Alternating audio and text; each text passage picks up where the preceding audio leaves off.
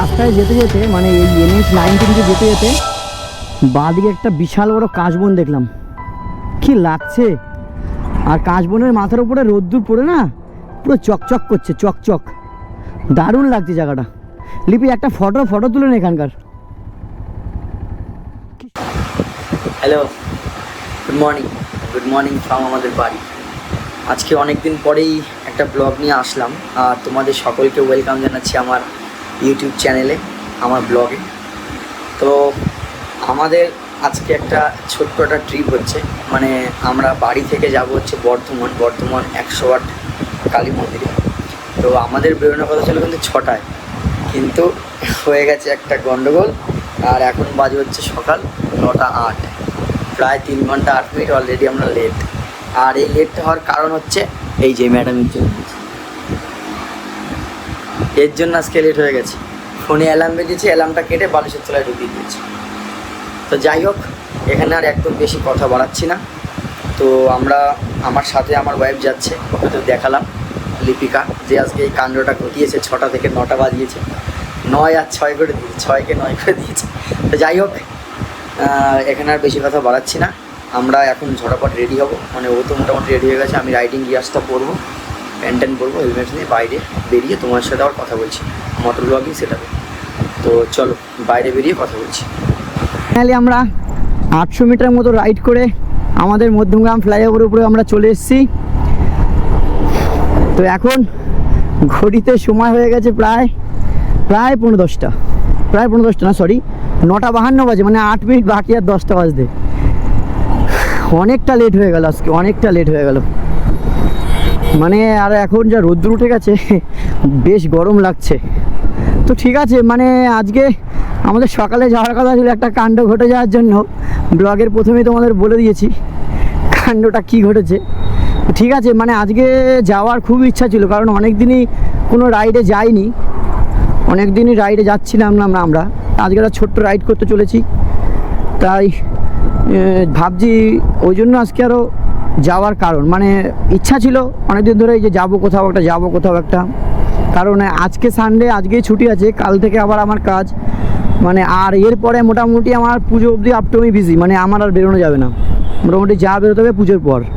ওই জন্য ভাবলাম এখন অনেকটা টাইম যাই, আজকেই বেলা হলেও যাই, বেরিয়ে যাই।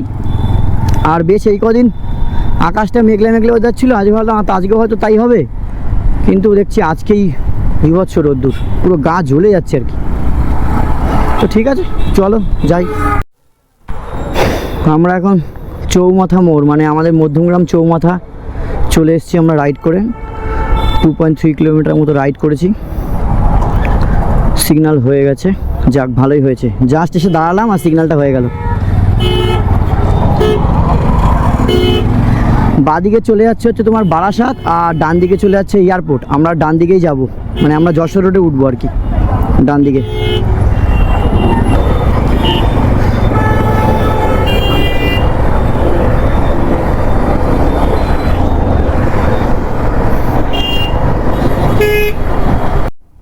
তো মধ্যমগ্রাম চৌমাথা থেকে আমরা রাইট সাইড নিয়েছি, রাইট সাইডে আমরা এখন যশোর রোডের উপর আছি। আমরা যাব আজকে বর্ধমান 108 শিব মন্দিরে। তো আজকের এই রাইডটা সম্বন্ধে তোমাদের একটুখানি জানিয়ে দিই।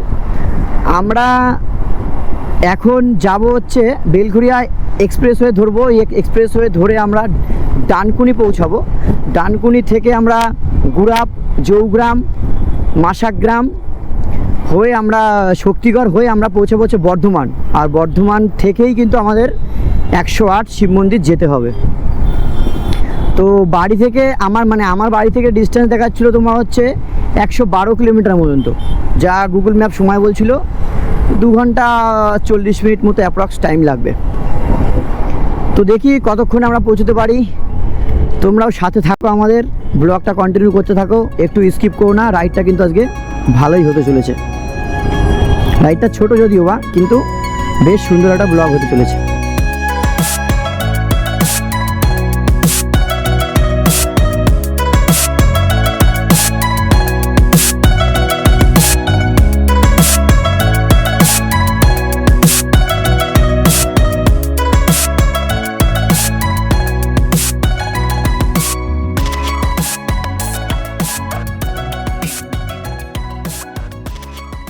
আবার আমরা একটা সিগনালে আটকে গেছি। না, এটাও ছেড়ে দিয়েছে। বাহ, আজকে কপালটা কিন্তু বেশ সুন্দর। মানে যার শেষে দাঁড়াচ্ছি আর সিগন্যাল হয়ে যাচ্ছে। বাহ। আর বাঁদিকে কিন্তু এটা এয়ারপোর্ট, আমাদের দমদম এয়ারপোর্ট হচ্ছে বাঁদিকে। আমরা দমদম এয়ারপোর্টকে বাঁদিকে রেখে আমরা সোজা এগিয়ে যাব। মানে এয়ারপোর্টের দিকে আমরা যাব না, আমরা এয়ারপোর্ট থেকে মানে বিরাটি ক্রস করার পরে আমরা লেফটে একটা আমরা ফ্লাইওভার পেয়ে যাবো বেলঘরিয়া এক্সপ্রেসওয়ে ধরার জন্য।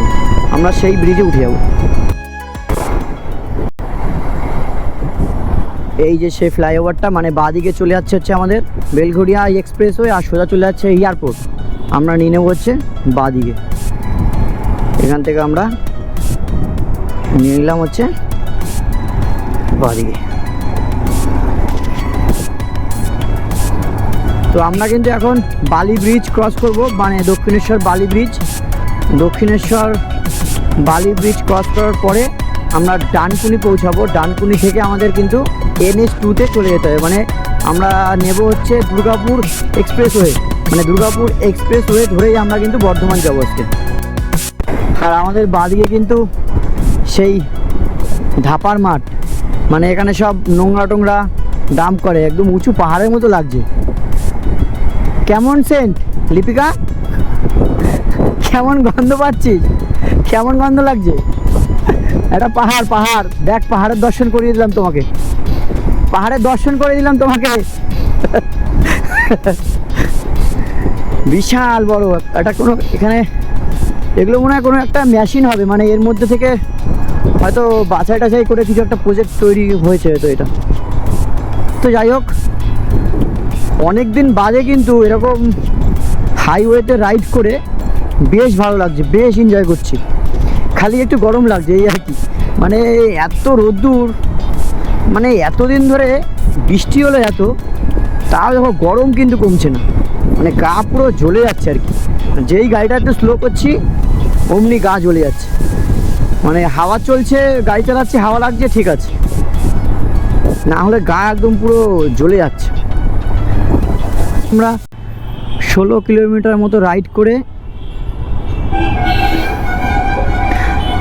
তো এখন আমরা আছি হচ্ছে দক্ষিণেশ্বর, মানে ওই এই সোজা চলে গেলে হচ্ছে, ডান দিকে চলে গেলে হচ্ছে দক্ষিণেশ্বর মন্দির পড়বে।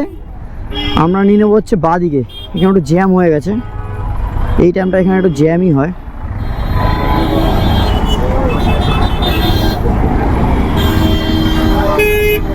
আরে কি হলো, এগোচ্ছে না কেন?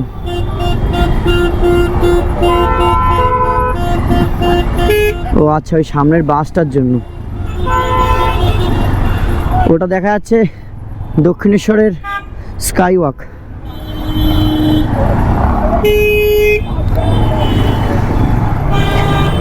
এই যে ডান দিকে এটা হচ্ছে দক্ষিণেশ্বর রানী রাসমণি স্কাই ওয়াক। চলো, গঙ্গার দেখা পেয়ে গেছি। নিচ দিয়ে গঙ্গা নদী চলে যাচ্ছে, বা হুগলি নদী, তোমরা যেটা খুশি বলতে পারো। আর আমরা এখন উঠে পড়েছি হচ্ছে বালি ব্রিজ, আর বাদিক থেকে চলে যাচ্ছে হচ্ছে নিবেদিতা সেতু। ওই ফ্লাইওভার থেকে একদিন, ওই ব্রিজটার উপর থেকে একদিন আমার খুব যাওয়ার ইচ্ছা আছে। একটা ট্রিপ করবো, ওই ব্রিজটির উপর থেকে যাব, মানে সেদিন আর বাইক নিয়ে যাব না, 4 হুইলার নিয়ে যাব কোনো দিন। ভোরবেলা কিন্তু এই দক্ষিণেশ্বর বালি ব্রিজ খুব সুন্দর লাগে। আর নিচ থেকে একটা, ওটাকে কী বলে, ট্রলারই তো হবে না, কি একটা যেন বলে, প্যাসেঞ্জার নিয়ে যাচ্ছে। তো চলো আস্তে আস্তে আমরা সামনের দিকে এগোই, তোমরাও আমাদের সাথে থাকো, ব্লগটা কন্টিনিউ করো, একটু স্কিপ করো না, তোমাদের কাছে এটা রিকোয়েস্ট। আর ব্লগটা যদি ভালো লাগে অবশ্যই একটা লাইক করো। আর হ্যাঁ, আমার এই সামনের ভিউটা তোমাদের কেমন লাগছে একটু জানিও কমেন্ট করে। যদি কোনো চেঞ্জ করতে হয়, আমি একদমই নতুন, যদি কোনো চেঞ্জ করতে হয়, কিছু আপডেট করতে হয়, অবশ্যই তোমরা কমেন্ট করে জানিও।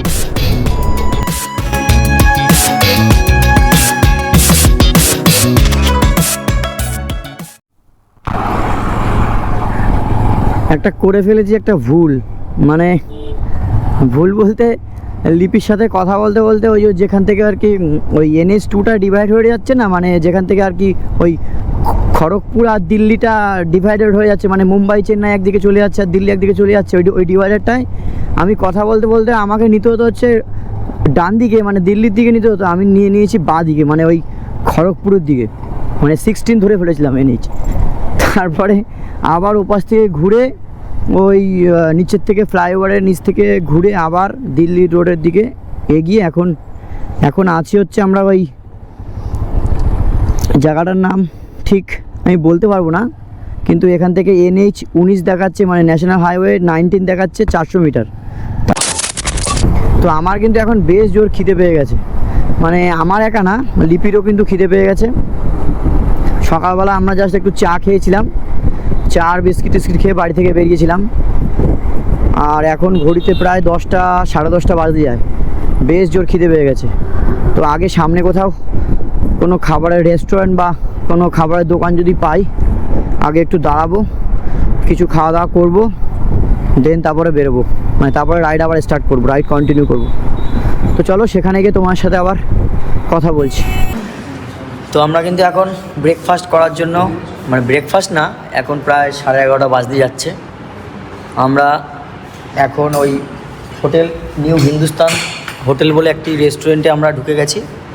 এখন আমরা কিছু খাবার অর্ডার করেছি। খাবারগুলো হচ্ছে আমার আছে এখানে আলু পরোটা, টক দই, একটা মিষ্টি আছে, একটা আচার আছে, আর সাথে দুধ চাটা আগে খাচ্ছি, আর এখানে একটা অমলেট আছে। আর লিপি খাচ্ছে হচ্ছে, লিপি তুমি কী খাচ্ছ? আমি খাচ্ছি পুরি সবজি পুরি সবজি খাচ্ছে। তো এখানে এসি আছে, কিন্তু বাইরে বেরোলে খুব কষ্ট হবে। এখন তো খুবই আরাম লাগছে, ঠান্ডার মধ্যে আছি তাই, কিন্তু বাইরে বেরোলে পুরো ফেটে যাবে। তো চলো খাওয়া দাওয়া করে নিই, খুব জোর খিদে পেয়ে গেছে। খাবার খেয়ে তারপরে তোমাদের সাথে আবার মোটর ব্লগিং সেটআপে কথা বলছি, চলো।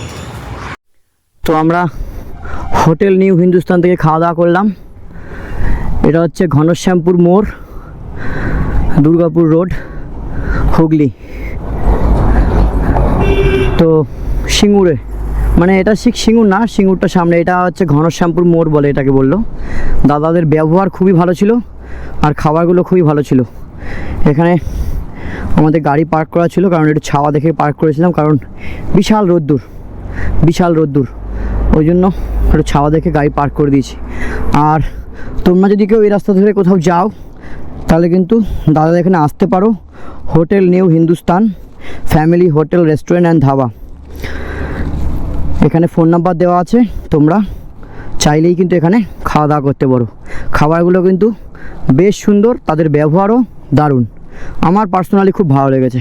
তোমরা চাইলেই কিন্তু এখানে আসতে পারো, আমি তাদের কার্ডটা এখানে দিয়ে দিলাম, তোমরা স্ক্রিনশট নিতে পারো। তো আমরা হোটেল নিউ হিন্দুস্তান থেকে খাওয়া দাওয়া করে আবার আমাদের রাইড স্টার্ট করে দিয়েছি। আর আমাদের ওখানে বিল হয়েছিল টোটাল 332, মানে 332 টাকা। আমার আলু পরোটার দাম ছিল হচ্ছে 109 টাকা, আর লিপি যেটা পুরি সবজিটা খেলো ওটার দাম ছিল 89 টাকা। আর চাগুলো ছিল হচ্ছে দুধ চাগুলো ছিল হচ্ছে দুটো 50 টাকা, মানে একটা চা 25 টাকা করে নিয়েছে। আর সাথে একটা মিনারেল ওয়াটার ছিল 19 টাকা, আর 5% GST দিয়ে আমাদের টোটাল বিল হয়েছে ওখানে হচ্ছে, ও একটা অমলেটও ছিল, অমলেটের দাম নিয়েছে 50 টাকা। টোটাল আমাদের বিল হয়েছে 332। খাবারগুলো কোয়ালিটি নো ডাউট খুব ভালো ছিল, আমার তো পার্সোনালি খুব ভালো লেগেছে, লিপিরও খুব ভালো লেগেছে, দারুণ তাদের। আর দাদাদের ব্যবহার, মানে যারা ওখানে স্টাফ ছিল তাদের ব্যবহার সত্যিই খুব ভালো।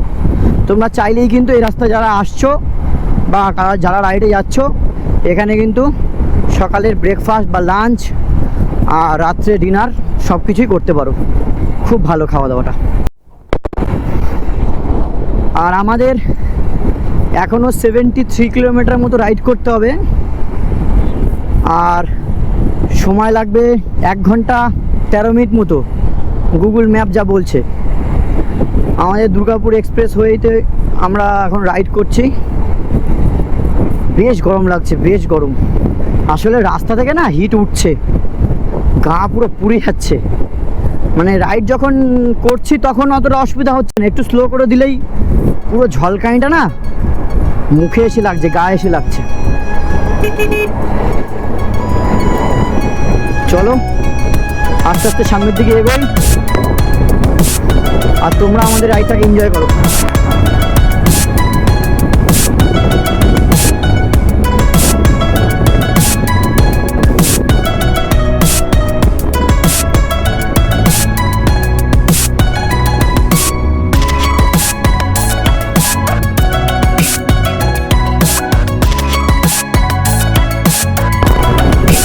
তো চলে এসছি আর একটা টোল গেট, এটা national highway authority of India welcome you.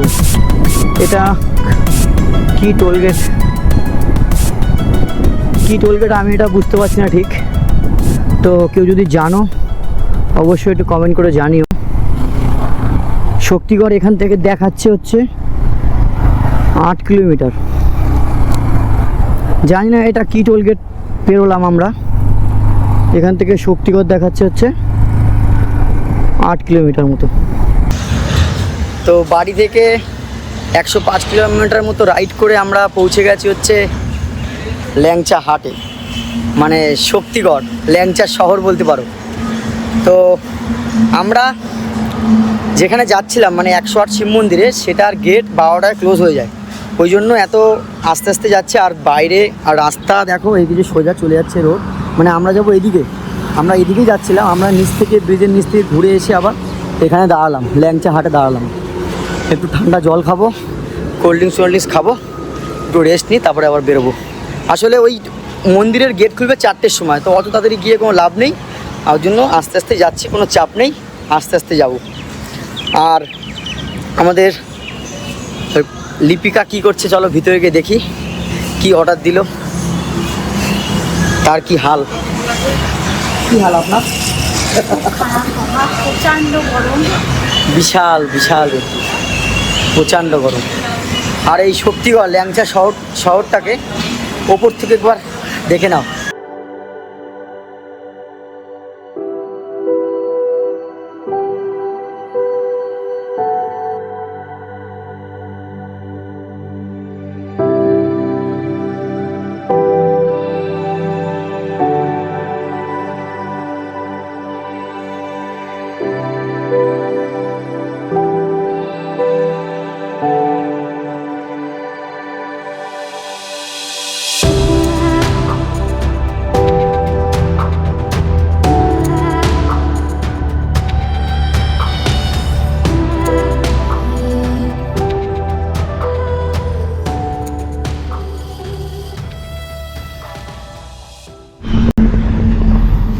তো এই ল্যাংচা হাট থেকে আমরা বেশ কিছুক্ষণ সময় কাটালাম, প্রায় 1.5 ঘন্টা মতো। এখন কটা বাজে? 37। প্রায় 1.5 ঘন্টা মতো আমরা সময় কাটালাম এই ল্যাংচা হাট থেকে। আর আমরা এখন যাচ্ছি হচ্ছে বর্ধমান 108 শিব মন্দির, শিব টেম্পল। এখান থেকে 17 কিলোমিটার দেখাচ্ছে। আমরা এখানে বসে একটু ঠান্ডা জল খেলাম।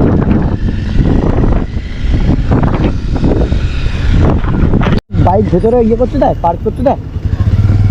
হ্যাঁ, গাড়িতে ওখানে নবঘাটা পূর্ব বর্ধমান 108 শিব মন্দির ট্রাস্ট বোর্ড, এই ট্রাস্ট বোর্ডই কিন্তু এই মন্দির এখন পরিচালনা করছে। কোন দিকে রাখবো বাইক, এটাই পার্কিং এরিয়া। আচ্ছা, মোটর সাইকেল 10 টাকা, কার এবং কার অ্যান্ড সাব যাই হোক, আর আদার্স 125 টাকা। 10 টাকা লাগবে আমাদের বাইক পার্ক করতে।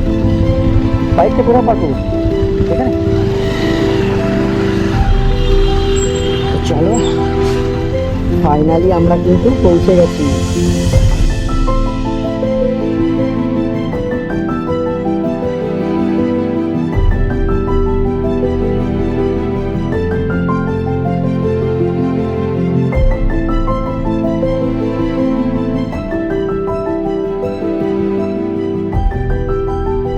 তো ফাইনালি আমরা 108 শিব মন্দির পৌঁছে গেছি। আমরা এই অফিস রুম থেকে 2 টাকা করে টিকিট করতে হলো, মানে আমার আর লিপির 4 টাকা আমরা টিকিট করলাম মন্দিরে ঢোকার জন্য। আর এখন লিপি যাচ্ছে হচ্ছে মন্দিরে ঢুকবে, তাই একটু ওই পুকুর থেকে পাটা ধুতে, আমিও ধুয়ে নেবো একটু, আমিও আর কি ধুয়ে নেবো পাটা, তারপরে মন্দিরে ঢুকবো। আর আমি মন্দিরে ভেবেছিলাম ড্রোন ফ্লাই করা যাবে, তা ওই অফিসে আমি জিজ্ঞাসা করলাম যে ড্রোন ফ্লাই করা যাবে কিনা, বললো না। আমি আর ওই জন্য আর চাপ নিলাম না। ঠিক আছে, আমি একটা ভিডিওতে মানে একটা ভিডিও আমি দেখেছিলাম যে ড্রোন উড়িয়েছিল, তাই জন্য আমি ড্রোনটা ক্যারি করছিলাম। ঠিক আছে, কোনো ব্যাপার না, যখন বার্ন করেছে আর রিস্ক নেবো না। আর লিপি কি বলছে দেখো, কি বলছো? আরে কত মাছ এখানে দেখো, অনেক মাছ। হ্যাঁ তাই তো, মনে বড় এগুলো কি মাছ? তেলাপিয়া বোধহয়, হ্যাঁ তেলাপিয়া, ওই যে ইস বাস, এত মাছ, অনেক বড় বড় মাছ। কত মাছ এখানে দেখো, কত মাছ। তেলাপিয়া, লাইলন ফিশ এগুলো। বাপরে বাপ। এখন আমরা মন্দিরের ভিতরে ঢুকে গেছি। এখানে কিন্তু অনেকগুলো 108টা মন্দির আছে। চলো ওদিক থেকে ঘুরে আসি। এরকম এদিকেও আছে আর এদিকেও আছে, টোটালে এখানে 108টা শিব মন্দির আছে। চলো ভিতরে যাব। প্রতিটা মন্দিরের মধ্যেই কিন্তু 108টা এরকম শিব মন্দির আছে। জয় বাবা ভোলেনাথ, ওম নমঃ শিবায়। জায়গাটা খুব শান্ত, দারুণ জায়গা, দারুণ জায়গা।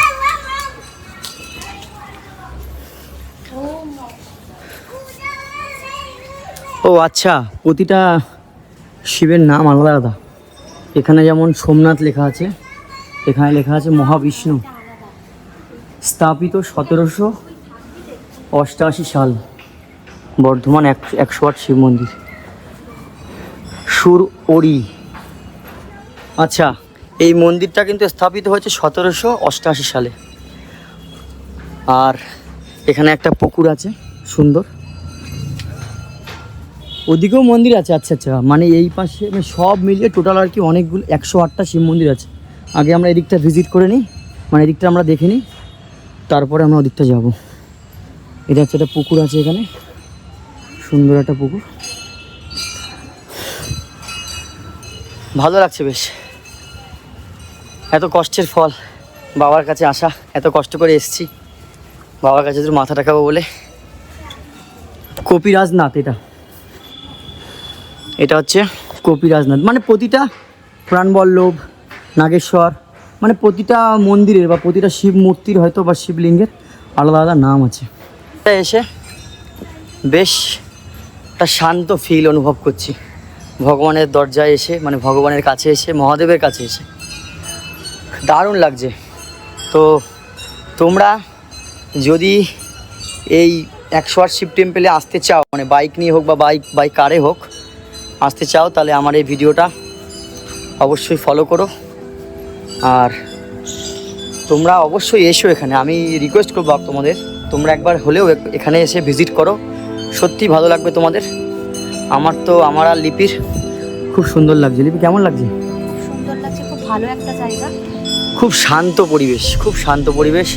আর চারিদিকে দেখো গাছগাছালিতে একদম ভরা, দারুণ লাগছে। আর এখানে আছে হচ্ছে নন্দী, খুব সুন্দর লাগছে। ঠাকুরস্থান এমনি খুব সুন্দর হয়। হ্যাঁ কি বলছো? ঠাকুরস্থান এমনি খুব সুন্দর হয়, খুব হ্যাঁ। মানে পবিত্র একটা জায়গা, খুব ঠিক, ভালো ঠিক, একটা ঠিক, জায়গা। তো সেইভাবেই এই জায়গাটাও খুব সুন্দর। হ্যাঁ কাছাকাছি, মানে আমাদের বাড়ি থেকে 120 কিলোমিটারের মধ্যে কিন্তু এরকম একটা জায়গা আছে, খুব সুন্দর লাগছে, শান্ত পরিবেশ, গাছগাছালিতে ভরা, অতটা ক্রাউডও নেই। হয়তো লোকজন আরও আসে, হয়তো আমরা এই টাইমে এসেছি বলে দুপুর টাইমে হয়তো লোকজন কম আছে, কিন্তু আমার খুব ভালো লাগছে জায়গাটা, খুব সুন্দর। আর মহাদেবের প্রতি আমার একটা আলাদাই টান। মহাদেবের কাছে আসলে আমি এমনিও শান্ত হয়ে যাই, আমার মনটা জানি না কেন শান্ত হয়ে যায়। আমি যখন কেদারনাথে গেছিলাম, আমি কেদারনাথে মন্দিরে ওঠার সঙ্গে সঙ্গেই আমার পুরো চোখ থেকে জল চলে এসেছিলো, মানে আমি অঝরে কান্না করছিলাম। জানি না কেন, কিছু তো অবশ্যই আছে। তো যাই হোক, আমাদের এই আজকে এই ট্রিপটা, বা এই ট্রিপ বলা ভুল হবে, মানে আজকে আমাদের এই রাইডটা সত্যিই এনজয় করেছি আমরা সত্যি। তো আমরা সবকটা মন্দির ভিজিট করে সবকটা মন্দিরে মাথা ঠেকিয়ে বাইরে বেরিয়ে আসলাম। আর আমার তো গাড়ি পার্ক আছে ওখানে, আগেই তোমাদের দেখিয়েছিলাম। আর অফিসটা হচ্ছে এখানে। আমরা এখন হেলমেট আর রাইডিং গিয়ার্সগুলো আর জুতোগুলো ওখানে আছে আমাদের, ওখান থেকে কালেক্ট করব। আর গাড়িটা এখানে পার্ক করা আছে, তারপরে বেরিয়ে যাব। একটু কিছুক্ষণ এখানে বসবো, একটু ওই গাছতলাটা একটু বসবো, একটু বিশ্রাম করবো, আমরা জায়গাটা একটু ফিল নেব শান্ত মনে। তারপর এখান থেকে আবার বেরিয়ে যাব। এখান থেকে আমরা বেশি বড় করছি না, ভিডিওটা আমরা এখানেই এন্ড করছি। আর যদি তোমাদের কোনো কারণে ভিডিওটা ভালো লেগে থাকে অবশ্যই লাইক করো, শেয়ার করো। আর আমার চ্যানেলে যারা তোমরা নতুন এসছো তারা অবশ্যই একটা সাবস্ক্রাইব করে দিও, পাশে থাকা বেল আইকনটা প্রেস করে দিও। আর যদি তোমাদের পরিবারের বা ফ্যামিলির বা বন্ধুবান্ধবের মধ্যে কারোর জানা থাকে যে 108 শিব মন্দির তারা ভিজিট করতে চায়, তোমার যদি জানা থাকে তাদেরকে টুক করে ভিডিওটা শেয়ার করে দাও। তো চলো, আর বেশি কথা বাড়াচ্ছি না, এখানেই ব্লগটা শেষ করছি। Tata, take care and good night.